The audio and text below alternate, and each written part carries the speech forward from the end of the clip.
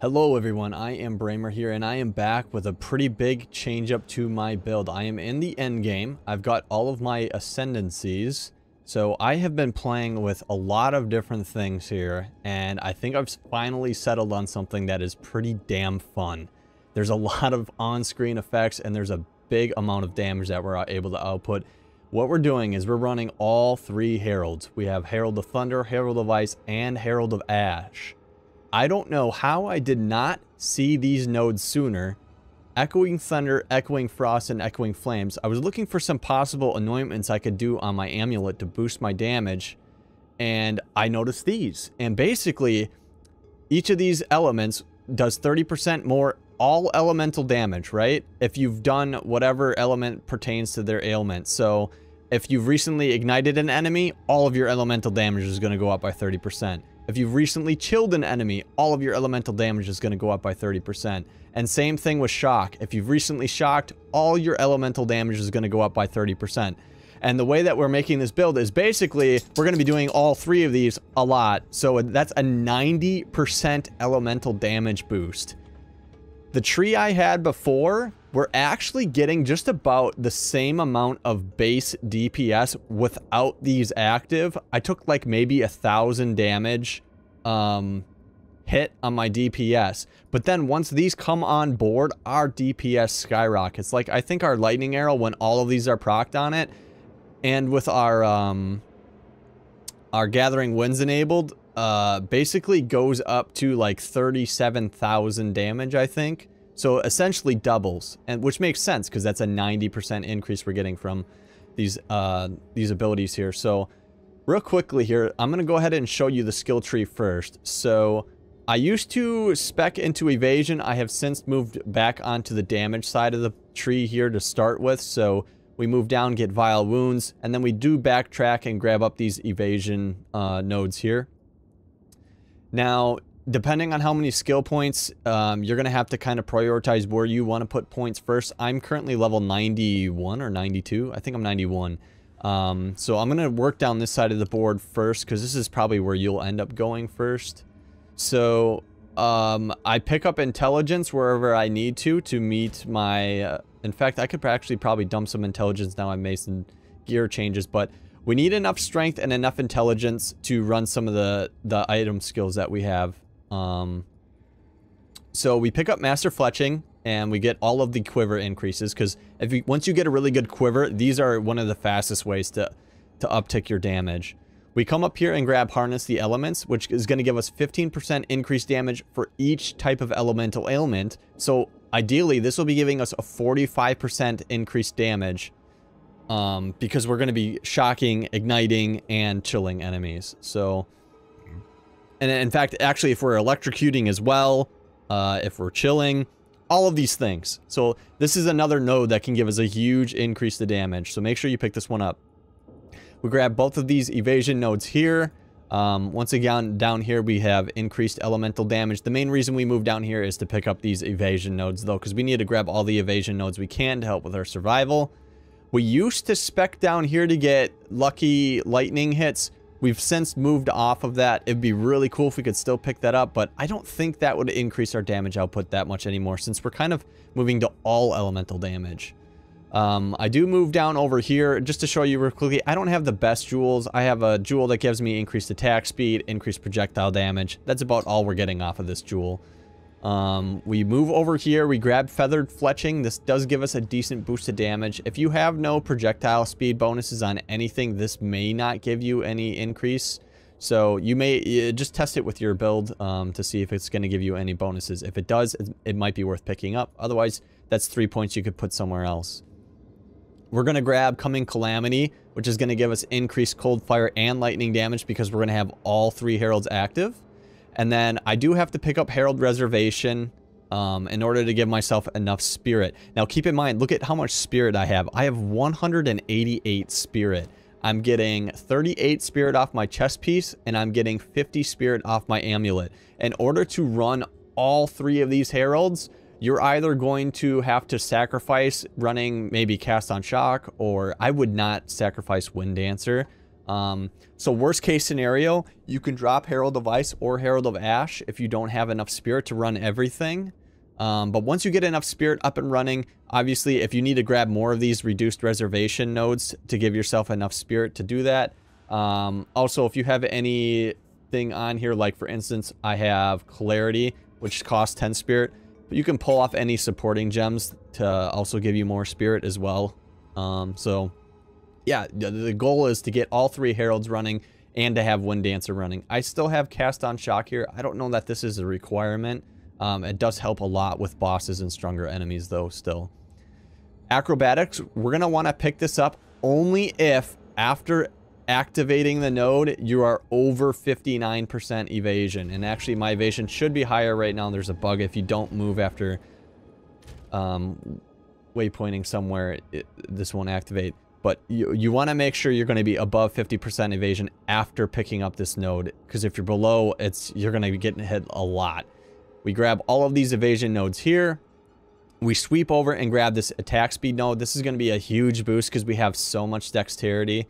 You can see here, if I were to, I can't pick up the node again, but you can just see just by holding shift on an ability, sometimes the tooltip will give you a semi-accurate readout of how much DPS increase you're going to get. So we get a lot off of this one, so be sure to pick up that one. Plus attack speed's nice. It just helps you stay more mobile when you're fighting and get your skills off quicker. I do move up here, and I'm currently spec'd into Storm Surge and into Storm Swell. I'm still experimenting with this. I don't know if these are the best nodes to pick up. I think Penetration's good just because it bypasses some of the reduction that the enemies would have, and since we're doing both lightning and cold damage, I feel like these are both good nodes to pick up. I just don't know if they're better than other nodes. Like for instance, right now, instead of picking these nodes up, I could come down here and maybe get Maiming Strike for 25% increased attack speed, as well as the nodes before it. I don't know which is more beneficial at this time, but these are 2 good nodes to pick up, and even maybe Unbound Forces is still a good node to pick up as well. We move up here and we get Kite Runner. This is another node that just is a good boosted damage. And that's also going to sync up with Feathered Fletching, because you can see here we get projectile speed off of this one. So that's kind of like a 30% damage boost right there, as well as some movement speed. And then way back over here near the start of our board, we actually move up over here as well. And if you don't want to go up this part of the board, you could connect right here. You can see it's 1, 2, 3, 4 attribute points right here to connect over to this part of the tree. So if you don't want to pick up Blinding Strike or Siphon, instead of connecting from here, you could just connect from up over here. But I go this way because I want to pick up Blinding Strike. It's 24% increased attack damage, as well as a chance to blind enemies. And then we pick up Siphon, which is going to help with our mana upkeep. We get 2% of mana on kill, and then any leeches that we have are also going to get a boost. I don't think I have any actual leeches right now, I'm not sure, but that 2% mana on kill is very nice. Then these nodes aren't as important as getting these nodes is. So when you spec up here, the first thing you're going to try to get to are these 3 nodes. Obviously, I showed you guys these earlier. Echoing Frost, Echoing Thunder, and Echoing Flames. Basically, you just spec into one of these, move to the center, and then you can pick up the other 2. These are just, oh my god, it's so much damage off of these guys. But after you get those, down here, we have Essence of the Storm, which is going to give us another 5% of all of our damage as extra lightning, as well as an increased chance to shock. Over here, it's the same thing basically, except cold damage with increased freeze buildup. And then I do kind of move down over here and pick up this increased attack and cast speed. It's just 2 points to get this. We get more shock. And then it's like a double dexterity intelligence pickup. So once again, I'm still in the process of kind of tweaking this. So I don't know if that's the best thing to pick up, but 8% attack and cast speed is pretty nice to pick up here. So I spent the 2 points to get it. Once again, for instance, we could have spent the 2 points moving over to get Maiming Strike or something like that. This will probably be the next node I go for. So once I'm level 94 or 95, I'm not sure. I'm 91 right now. Yeah, so once we hit 94, I should have Maiming Strike as well, which will be a nice little boost to damage as well as slowing enemies. And yeah, I'm still kind of playing with what else to get for my anointment. I do still currently have Sharpened Claw for my anointment on my amulet. It's just a 25% boost to attack damage. There were other skills that I was looking at over here. For instance, there's one right here that gives you 15% increased damage for each type of ailment. So once again, this could be a huge boost because if we're chilling, freezing, shocking, this could potentially be 30%, 45% more damage. So might switch over to this one. This one's a little bit more expensive though because it costs an isolation and a despair. I think there was another node over here that just gave you a flat 30% elemental. Yeah, here's a flat 30% increase to elemental damage. So this is another huge damage boost, as well as 5% to all your elemental resistances. So this could help you hit your cap. Like for instance, right now I'm not hitting my lightning cap. I sacrificed that stuff on some of my gear just to help get some more damage buffs. So there's a couple of ideas for anointments. Feel free to look at all sorts of other anointments that you want. But once again, this is a very cheap anointment to get. It's only 1 ire and 2 greed. So I'd recommend just getting this anointment whenever you switch amulets because it's a pretty cheap one to put on. So it's an extra amount of damage for not a whole lot of cost. Just to quickly show you guys my gear here and give you an idea of what you're going to want to look for. Obviously, everything's not here. Everything isn't 100% what we want. It's just what I have. But what you're going to want to look for on your gear is increase to physical damage. You're going to want to look for flat physical damage, flat lightning damage, flat cold damage, and flat fire damage. I think fire and cold might be more important than flat lightning just to help your ignition and cold, because we're already doing tons of lightning damage just based off of our initial lightning skills. So you can see here on my bow, I got as much physical damage on here as I could. I wish this was a flat fizz roll here instead of lightning damage, but increased attack speed is going to help you. Bow attacks, extra additional arrows is going to help you on your bow. And then on all of my other pieces of gear, wherever I can, for instance, on my gloves, you can see I have flat fizz and flat fire, as well as more attack speed. That's really nice. The physical attack damage as mana is going to help with our upkeep on mana a little bit, although we're still going to be pretty mana hungry. On your chest piece, you're going to want to get as much evasion on this as you can. Once again, just because bestial skin gives you a huge boost to your evasion. So get as much evasion rating as you can on here. And then kind of like I said, you're going to want to look for something like spirit on your chest piece as well, because spirit and amulet are the two best places to look for extra spirit. So yeah, basically look to fill in wherever else you're missing for resistances and stuff like that on your chest piece, as well as spirit. For my belt, I'm picking up some needed strength. It's another thing, you're going to have to look for strength and intelligence possibly on some of your gear, maybe to meet requirements for some of the skill gems that we're looking at. For boots, I went for movement speed. We got intelligence and resistances. On both of my rings, you can see here I have flat fire, flat cold, and then resistances along with some dexterity. Here we have flat physical, flat fire, and then tons of cold resistance. We have strength.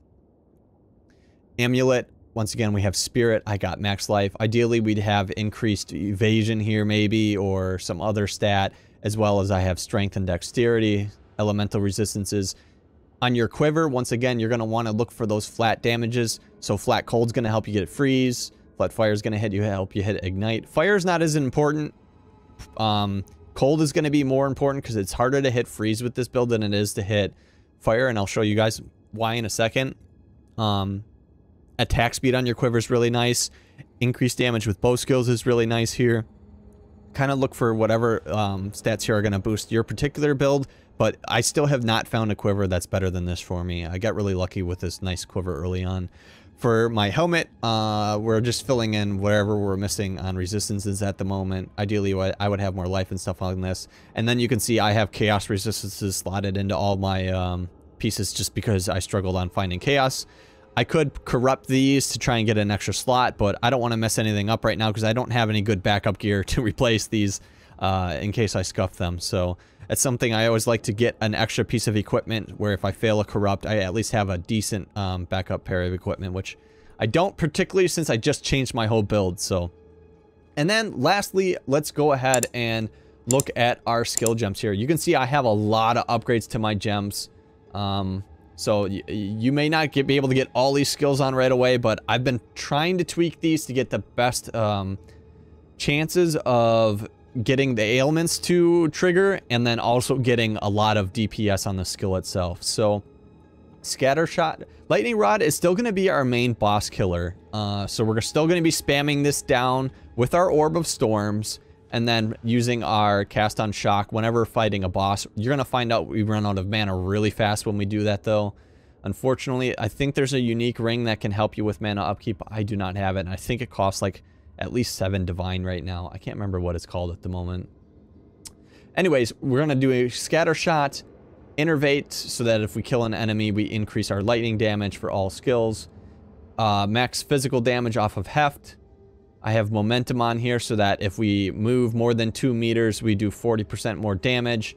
And then concentrated effect. So we're just going to throw down a bunch of these as we run around the boss to hopefully trigger a bunch of burst damage with this. And then for our lightning arrow, we're going to be using this to do our freezes. So I still have Fork on here. If you want to go for penetration instead, you could put Pierce here, or even go for Pierce Quiver, and then maybe pick up Pierce the Heart here. If you want to go for a Pierce build instead of a Fork build. I stuck with Fork just because I don't want to replace my Quiver and rework everything into a Pierce. Plus, I still use Stormcaller arrow, and Pierce does not work well with this because I'm using this to trigger shocks mainly. And if this pierces through the enemy and hits the wall behind, the shock gets triggered by the after effect of the bolt. And if we're piercing the enemy, that's not going to happen. So,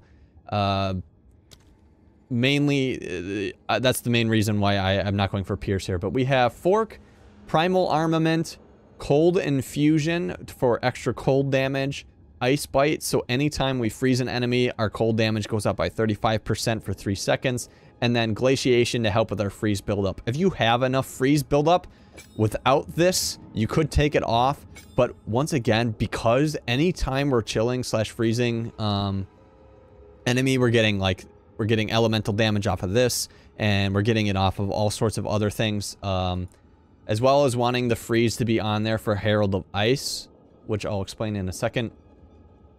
I elected to keep freeze build up on here just to make sure we're building up freeze as fast as possible. But if you're getting good freeze, you could swap this out for damage support instead. On Stormcaller, we have Lightning Exposure, Overcharge, Coursing Current. Basically, all of these are for our shock effect and spreading shocks. Fast Forward is going to make the secondary effect, that lightning bolt, trigger faster. It goes from 1.5 seconds to 1 second before that happens. So that way we can cast our shocks quicker with this skill. And then I have Lightning Infusion to make it do more damage. You can see here the bolt does 28,000 damage.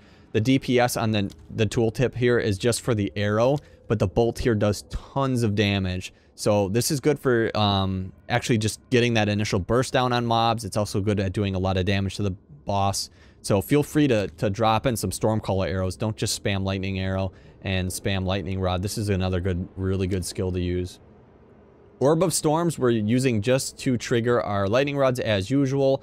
On here we have Overabundance so that we can cast it twice. Some new tech I learned was this Unleash skill will actually do 2 casts at once for us, so we don't have to manually cast it twice. You can see here, for each seal, it will recast the spell, and these come up fast. So you basically only have to cast it once to get both orbs. And then we have Persistence for a longer effect, and Chain so that we chain more with the Orb of Storms. Once again, we're using that on bosses. And maybe if we're in like a breach or something where we need to quickly do some triggers and stuff like that, we can use it as well. Cast on Shock I am still using. We have Ball Lightning on here with Deceleration to slow it down and Impetus to get more energy. There's tons of different variations we could throw on Cast on Shock here. We could throw on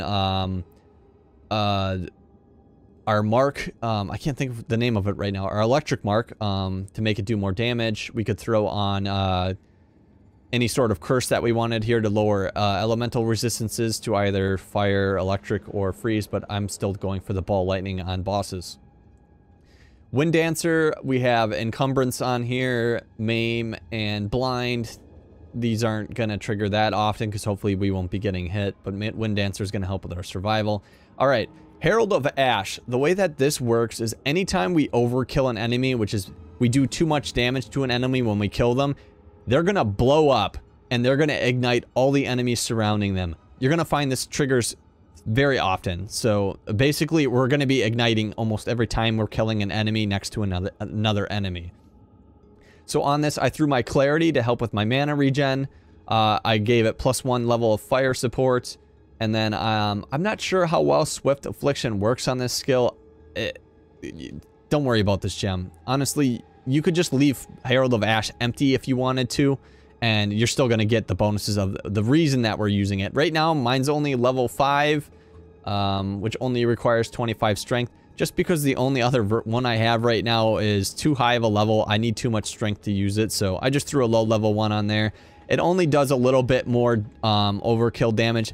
We're mainly using this, like I said, to trigger these ignites. It's a guaranteed ignite on all surrounding enemies anytime we overkill an enemy, so ignite's going to be proccing a lot, which is going to give us that huge damage boost.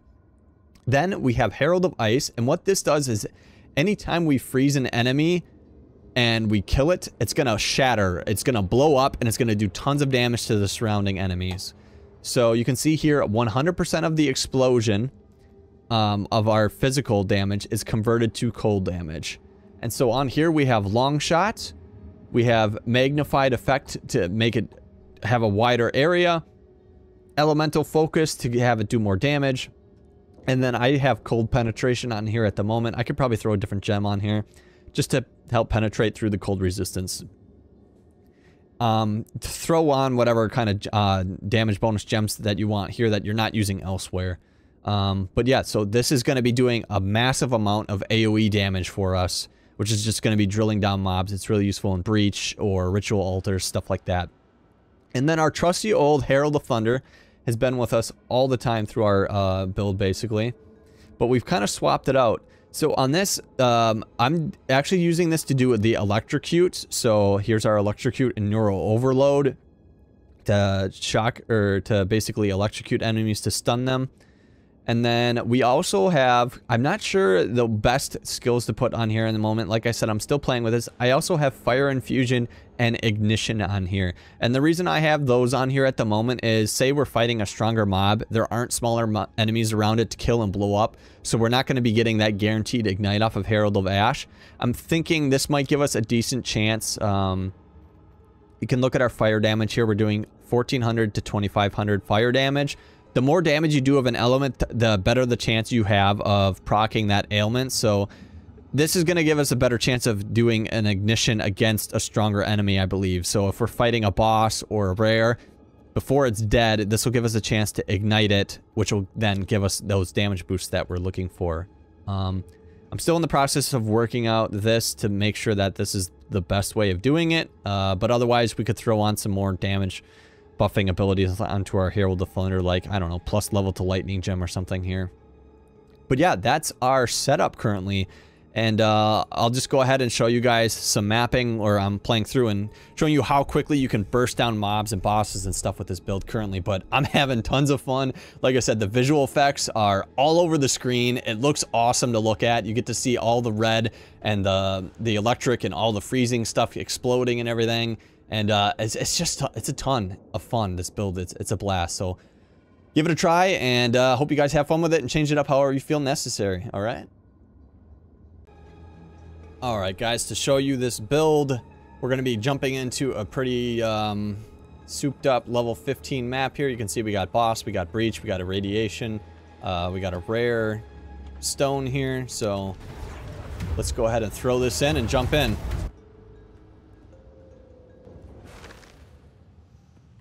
First thing I always do when I get in a map, make sure we get our tailwind all the way up. Storm point. Look at that, man. They're gone. It's like they never existed. So basically, all of our skills just have so much potential to kill. Right now, I'm just shooting my lightning arrow by itself. Look at this. We froze them. They're dead. We froze them, they're dead. Let me shoot my Stormcaller arrow by itself. Boom, they're dead. Stormcaller, boom. Boom. Lightning Rod by itself. Look at it, they're dead. Every one of our skills is just capable of doing mass destruction. And look at all of these effects on the screen, man. Oh, this is so fun. I love this build.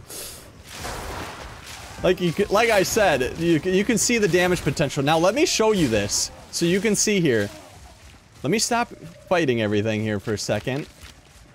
Look at our lightning arrow damage. Currently is at 27,000. Watch it start to get up once we start. Let me find a pack here.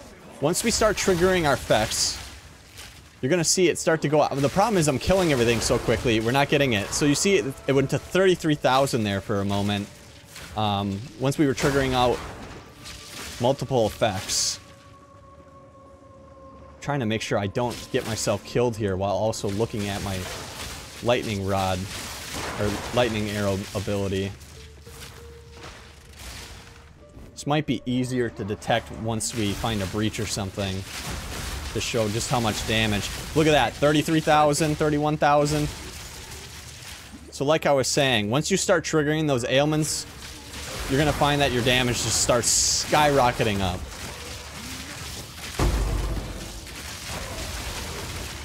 That's quite nice. But for the most part, we don't even need it until we start getting into the stronger mobs.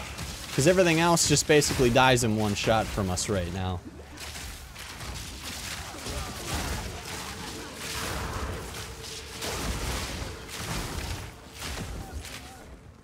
And there's multiple things to keep in mind when you're running the build. For instance, knowing that by freezing an enemy, you're increasing your frost damage by 35%, or if by killing an enemy with my lightning rods, I'm activating my electric skill that increases my lightning damage by 35%. So trying to focus on killing and activating each one of those skills every once in a while, just to have those boosts or those bonuses all stack on top of each other, is something to keep in mind if you're really trying to amp the damage. It's just kind of switching between the skills instead of only using the one. But I mean, we can really get away, especially on this map I'm seeing, with just using one skill basically, so.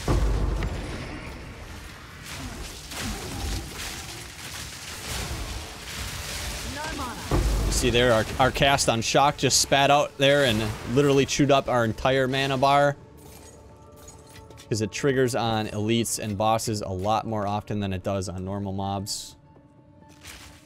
So it's still the best way of really just spiking those guys down. Honestly, if they nerf it, we'll still be okay. I don't think we really need the cast on shock. Alright, here goes the breach. Let's plow through this thing. Charged arrow. Unfortunately, it's not in the best location. Very claustrophobic area, so we're gonna have to chase and look for the mobs here. But you can see we're not having any trouble at all in here.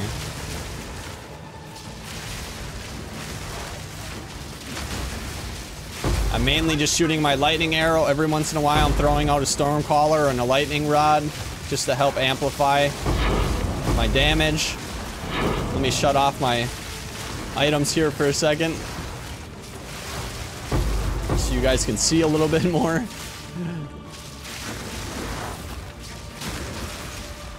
It's just insane. And I don't even have, honestly, I have good gear, but there's way better gear that you can get than what I have currently.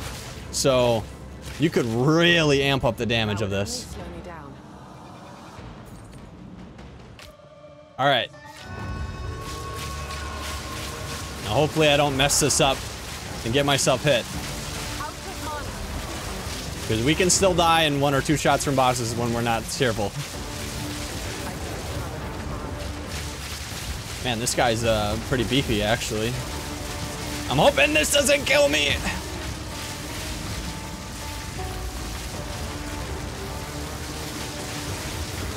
All right, there we go. So you can see, still has great boss killing potential there. In fact, most bosses die faster than that guy did. He was pretty tanky. And there you have it. That's the build, guys. Get out there, mess with it, change it up, make it your own, and have some fun. POE 2 has been a great game so far for me. I'm enjoying it, so go have some fun, guys.